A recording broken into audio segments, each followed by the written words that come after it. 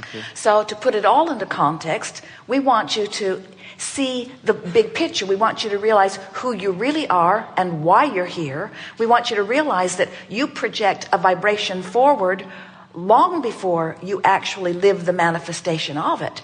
But by tuning your frequency to the tuning of your source and to the tuning of your desire, you can then begin to live, to feel, to see, to taste and smell and touch the reality even before it is manifest. And that's why those like your teachers, and that's why we call it an illusion, meaning that the majority of the world is not looking, is not tuned to it, cannot see it as it really is.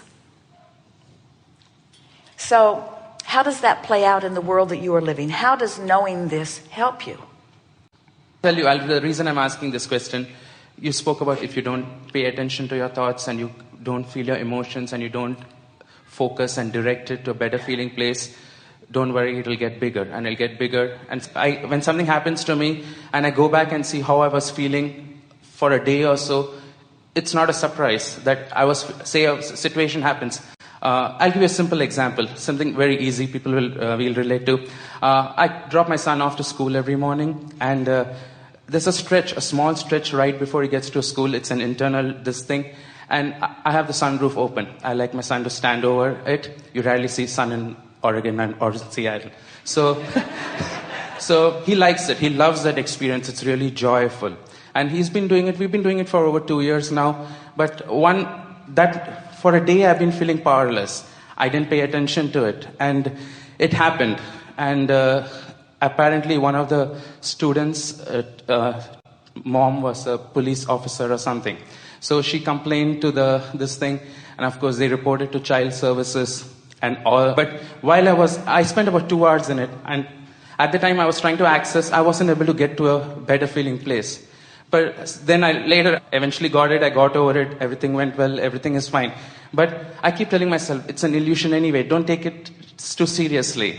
It's going to be okay. Yeah. Well, if you really want to take that further, we would say to you that the reality that really is real is this vortex of creation that you may or may not have allowed to manifest yet, but this vortex of well-being that you have carved out of the details of your life experience, that is the only reality that the source within you will focus upon.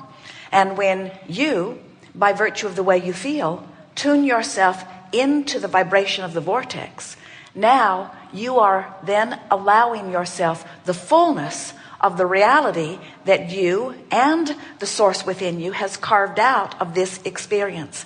And the true distortion from reality is lived by those who stand outside the vortex, who disallow their knowledge of abundance, who disallow their knowledge of wellness, who disallow their knowledge of freedom, who disallow their knowledge of worthiness. So it really is debatable about what is the illusion or what is the distortion and what is the reality. In everything that we are visiting with you about, our powerful intention is to awaken within you your awareness of who you really are, and to empower you by helping you to realize the value of the contrast you live.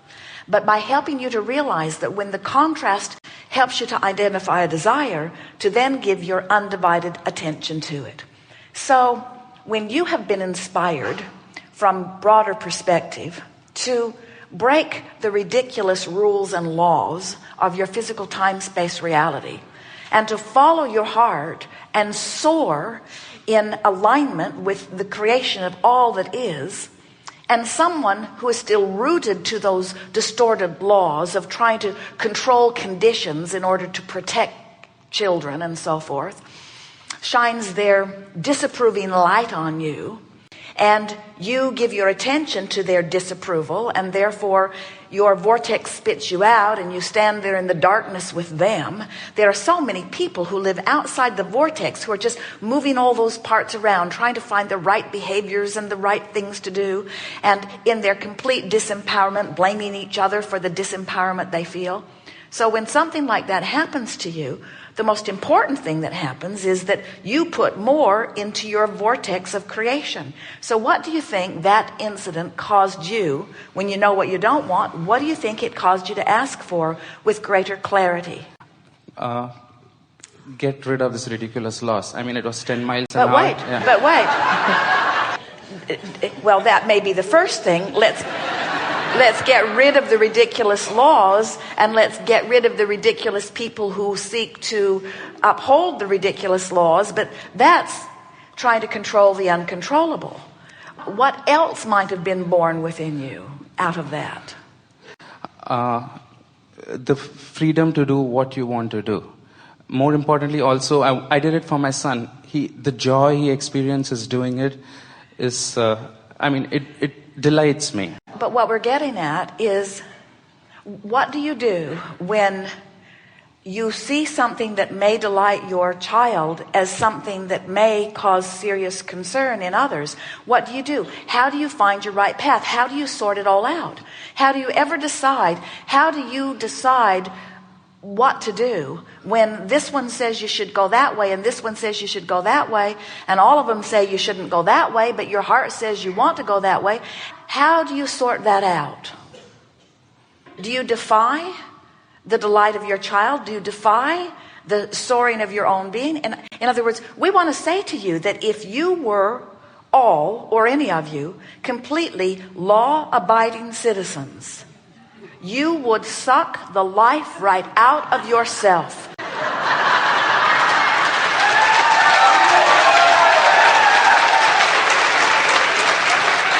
Because what you're saying is, I'm source energy, and I came into this experience in order to define more clearly who I am and what I want. And who I really am is calling me eternally, but I must ignore that calling, and I must follow that rule and that rule and that rule and that rule, because I would not want to get any of them upset with me. And we say, almost from the beginning of your experience, those who came before you have been distracting you from, calling you away from your own guidance. So here's what we really want you to hear. We're not saying that we want you to go out and defiantly break laws, because defiantly pushing against things causes you to activate a vibration that throws you out of the vortex too. You can't condemn the law and be in the vortex, and you cannot condemn the lawmakers without getting spit out of your vortex, and you cannot condemn the law keepers without throwing yourself out of the vortex. But what you can do is listen to the higher calling, listen to the higher law. In other words, when you get in sync with who you really are, you'll be able to do all of those things that you want to do. You just won't rendezvous with those who don't want you to do them. You see, this is a vortex of creation. It assembles all cooperative components. So if you and your son are tuned in, tapped in, turned on, you're in the vortex, the universe is surprising and delighting you, we promise you the vortex will not bring those in who are playing a different game. So how did they get in your experience? You were not in the vortex. Yes, I was not in the vortex. You see. Yes. Yes. So this conversation is not about laws and rules. It's not about doing what other people think I should do and losing my freedom. This conversation, as is every conversation, is about meaning you, my proximity to the vortex. What does a really responsible parent do? Do you say, now, son, these are the laws of our physical time-space reality, and most of them suck, but we must keep them. We must follow these rules. And your child, still tuned in, would say, why? Why do we give up our freedom? Why would we do that? And then the rational parent would say, because if we don't keep these rules, then those people won't like us, or we'll go to jail. And think about what you're actually teaching your child. You're teaching your child, if you are to, in a very deliberate way, hold to all of those laws. What you're saying is, we were born with guidance, but we're not advised to use it. Instead, we must be advised. Jerry and Esther were in Stamford, Connecticut the other day, and they'd walked across the street to have dinner. And as they walked across the street, Esther said, "Ooh, I feel a little bit like a fish out of water here." It was a busy place, and they were pedestrians, and Esther's accustomed to being the driver of a monster bus, and it just felt odd to her. And they had a wonderful dinner, and as they were walking back, was a very broad intersection, and there was a sign that had the walk signal, but there were also numbers counting down to let you know how many seconds you had to get across the intersection. And so Jerry and Esther were obediently watching this sign, and they were pacing themselves as they went across the intersection, and a car who was going down the street turned right in front of them so fast it was amazing it even made the corner, and actually brushed their clothing as it went by. It was moving so fast. And it took their breath away. They both stopped.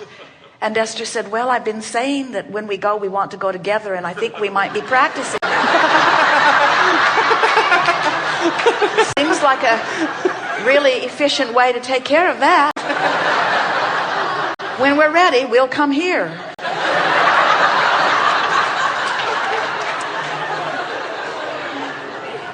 And later, as they got to thinking about it, because it was just amazingly close. Now, the driver, for the most part, knew what he was doing. And Jerry and Esther were not in the vibrational mode of making their transition yet. But the thing that was really evident in that episode is that instead of being aware or tuned to their well-being, ordinarily Jerry is looking, always aware of his environment. But the sign had hypnotized him. The sign which professed to know better for him. In other words, it said walk, and it said you've got this long to do it. And as he was watching that, he realized after the fact that he had substituted that for everything else that he usually utilizes. Now, it was not a close call for them. We want to emphasize that. But it was startling and unsettling and uncomfortable and unnecessary. But they had turned their guidance over to something else. And that's what sometimes the rules and laws of your environment do. It's a sort of a tricky line that you walk, because your society says these are the laws, and if you are to be a good citizen, you will uphold the laws. And so the people of your society expect you to at least pretend to do that with your children. And so here you are in a situation where instead of following your heart and following your bliss and doing, in other words, there was no risk to your child, and you knew there was no risk to your child. Instead of doing what feels best to you, now instead you are hindering yourself, and you are following some law that someone else has put into place because of other things. Now, what is always true when someone has something unwanted happen to them? They're not in their vortex. Every single time when something unwanted happens, it's because they're not in their vortex. And so the reality of it is, if people have been living things, if the statistics that your lawmakers are touting is about people who are living unwanted things, and you understand that the unwanted things that all of them are living is because they were not in the vortex, doesn't it seem prudent that what you would do to make sure that you don't live those unwanted things is that you get into the vortex? But instead, the lawmakers who are not considering the vortex, who are only considering the results of people's manifestation who are outside the vortex, make more rules to protect more people who are outside the vortex. And so you might someday reach the place where you can say and really mean it and not lose your connection to source when you say it, "Son, those laws are for people who are not in the vortex." People who are not in the vortex, people who can't think for themselves, people who have no guidance, might need other people to tell them what to do so that more of them can survive than not. But we're tuned in, tapped in, turned on. I would so much rather have you say to your child, Learn to know the well-being of your experience, and to know that Source is calling you, and know that you are wrapped with well-being and worthiness, and know that when you are in the vibration of alignment with Source, then well-being must be your experience.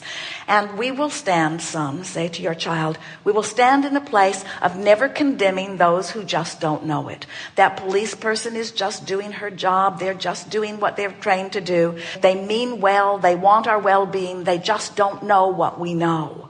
Don't give over your power to others. Don't give over your power to frivolous laws. And don't give over your power to laws that were created to protect someone. Doesn't apply to you, you see. This is great love here for you.